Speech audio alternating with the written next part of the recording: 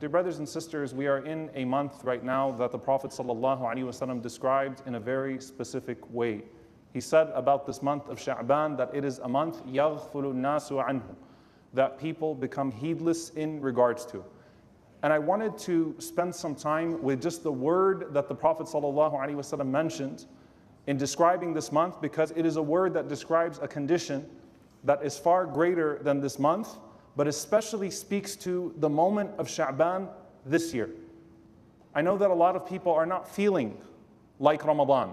I know that the general sentiment is not what it usually is a month before Ramadan, where we're usually talking about Ramadan prep. Most of us are prepping for the worst that seems to be coming in Rafah. I know that many people's hearts are not feeling the same way, that our attention span is not the same way. But this is a condition that the Prophet ﷺ mentioned about Sha'ban, a condition of ghafla, and it's especially true in regards to the condition of people today, this Sha'ban in particular. And I would argue that while this Sha'ban might not feel as important, and this Ramadan feels very different, this might actually be the most important Sha'ban that we have ever had. Why? Because if you identify that condition of ghafla, and you're able to fight it, then inshallah ta'ala it opens you up to greater possibilities of worship, a greater connection to Allah subhanahu wa ta'ala, and a greater connection to your ummah. But what is ghafla in the first place? What is this condition that the Prophet sallallahu alaihi wasallam is talking about? Many times we talk about sin as coming out of desire. There are sins that emanate out of shahwa. There are sins that emanate out of desire. And then there are sins that emanate out of pride.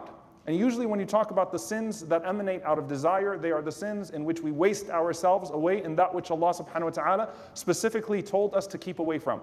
Sins out of pride tend to manifest themselves in dhulm, in actually harming others, because you tend to violate the sanctity of people that Allah subhanahu wa ta'ala has told you to not violate. But then there are sins that emanate out of ghafla.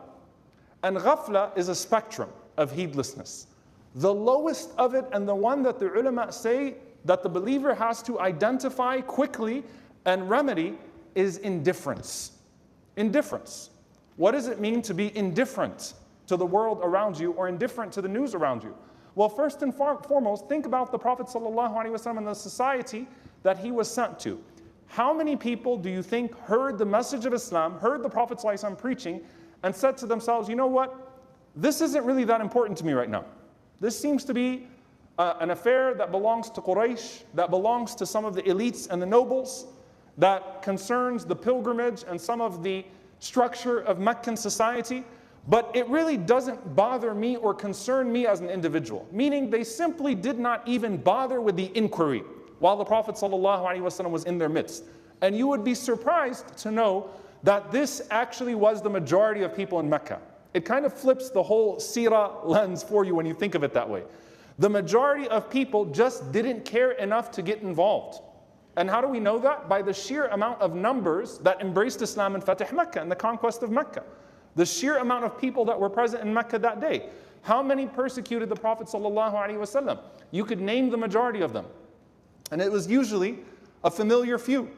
How many followed the Prophet ﷺ? 100 or so in those early days? How many just observed and remained in a state of ghafla, a state of indifference? The majority said, you know what? They'll settle this affair amongst themselves, and at that point, when I have to make a decision, when it is right at my door, then I'll make a decision, because that's the condition of most people. And then maybe that ghafla gets a little bit more disturbed when you see some of the torture that's happening, right? Where, wait a minute, now they're pulling the slaves into the streets. They're dragging them. They're beating their own brothers, their own cousins, torturing their own sisters. This is disturbing me a little bit more. But you know what? At the end of the day, even that became commonplace in Mecca. It became normalized. Where in the beginning, Abu Jahl tested the limits, the Fir'aun tested the limits, and eventually becomes normalized. And most people will say, you know what? That's not my brother.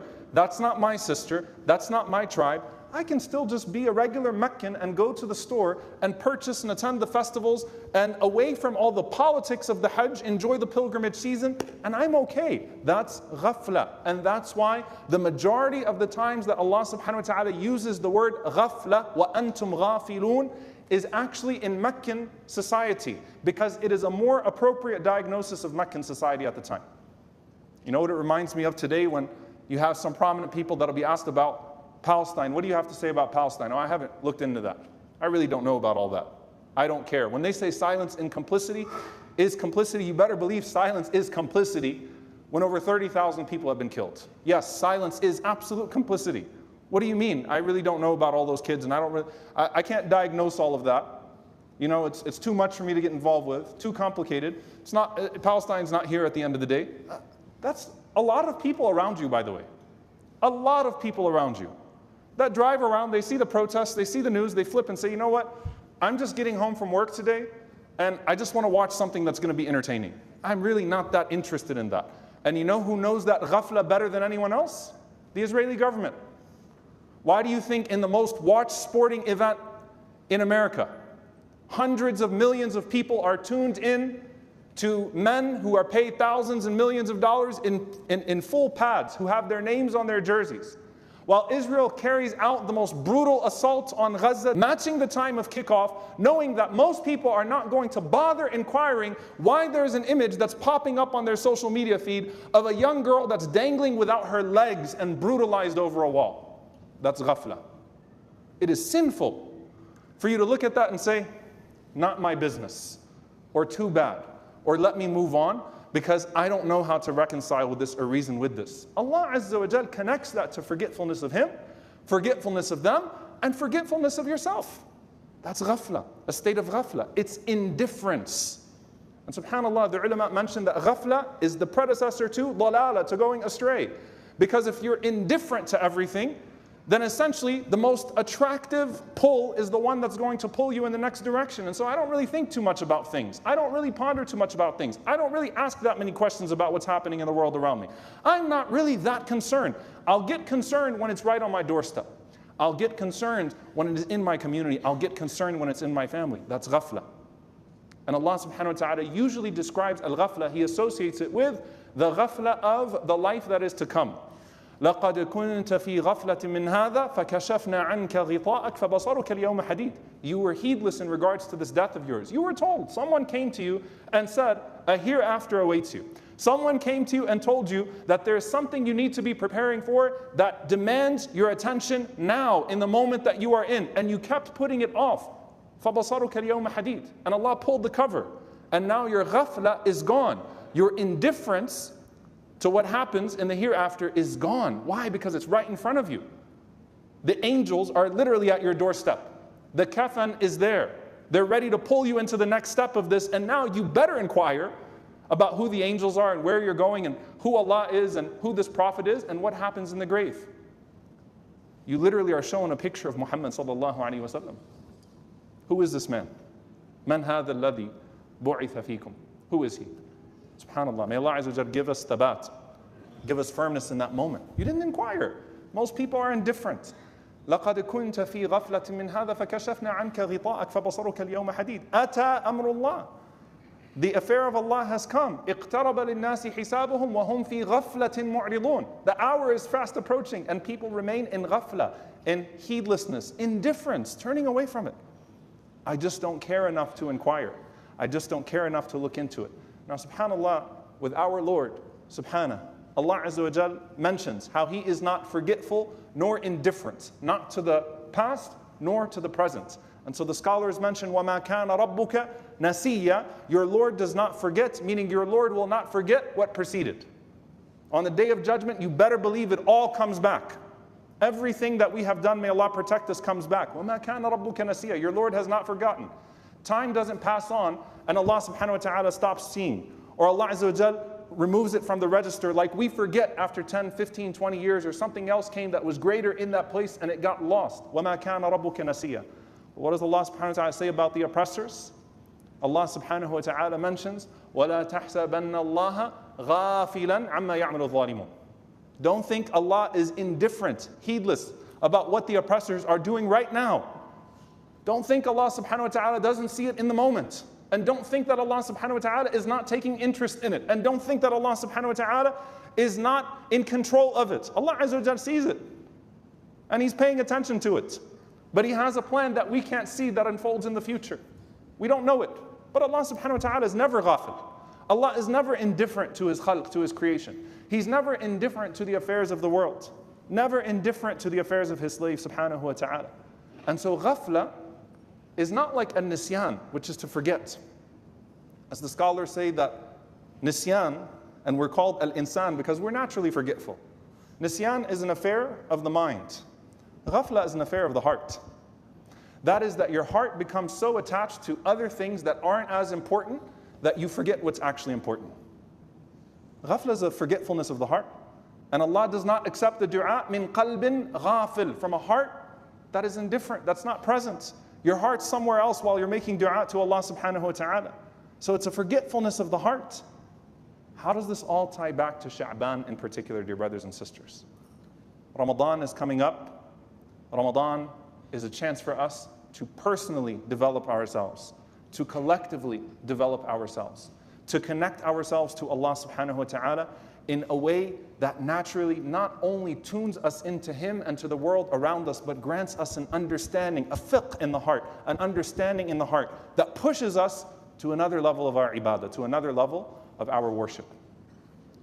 And if you don't do dhikr of Allah subhanahu wa ta'ala, if you don't remember Allah, you're not going to generate taqwa. You're not going to generate the shield of God consciousness if you don't remember God in the first place.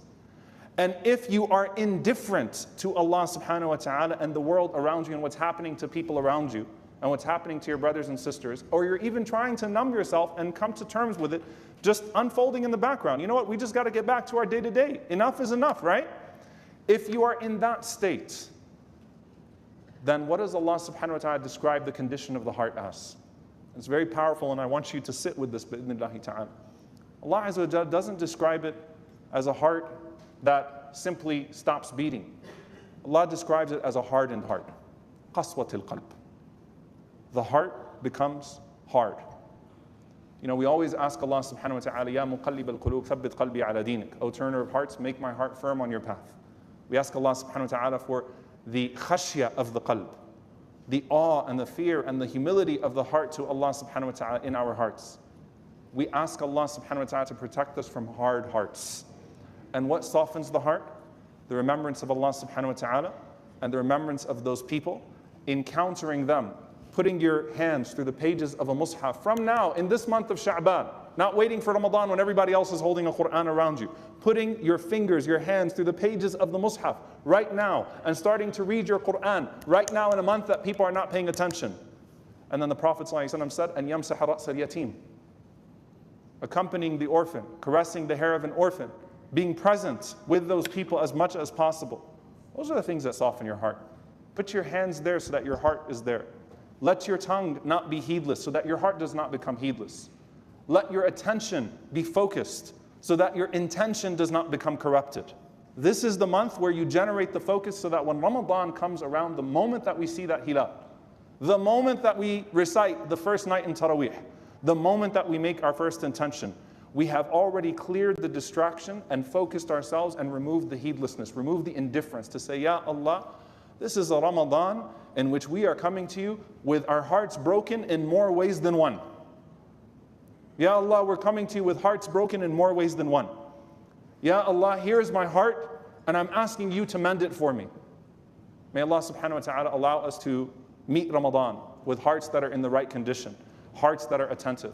May Allah subhanahu wa ta'ala increase us in the deeds in Sha'ban that prepare our hearts properly for Ramadan. May Allah subhanahu wa ta'ala never make us amongst those whose hearts become hardened so that we oppress others without even thinking about what we are doing or that we ignore. May Allah subhanahu wa ta'ala make us amongst those that seek His pleasure day and night, every day of the year, and that pay attention to His creation day and night, every day of the year, seeking that which is pleasing to Him. Allahumma ameen. أقول قولي هذا واستغفر الله لي ولكم ولسائر المسلمين فاستغفروا إنه الغفور الرحيم.